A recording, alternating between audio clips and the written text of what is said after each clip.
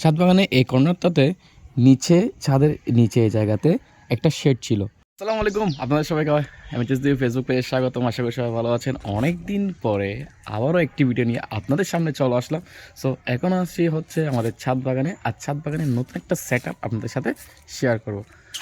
ছাদ বাগানে এই কর্নারটাতে নিচে ছাদের নিচে এই জায়গাতে একটা শেড ছিল।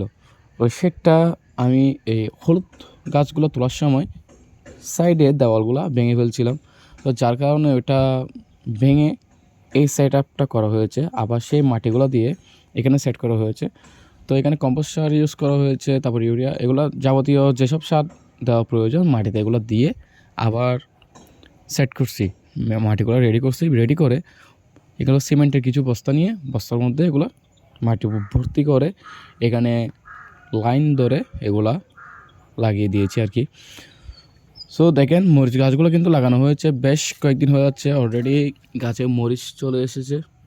বেগুন চারা কিন্তু কয়েকদিন হচ্ছে বেগুন চারা লাগানো হয়েছে, এগুলো ইনশাল্লাহ বড় হবে, ভালো ফলন হবে। মরিচ চারাগুলো দেখেন সবগুলোতে কিন্তু মরিচ চলে আসছে।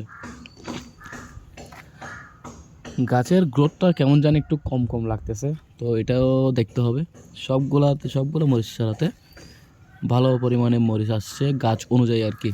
এখন কিন্তু গাছগুলো লাগিয়েছি বেশি দিন হয় নাই, তার মধ্যেও গাছের গ্রোথ অনুযায়ী মরিচ কিন্তু ভালো আসছে। তো এ হচ্ছে এই কর্নারটা সেট আপ। তো নেক্সট আরেকটি ভিডিওতে দেখা হবে। তো টাটা।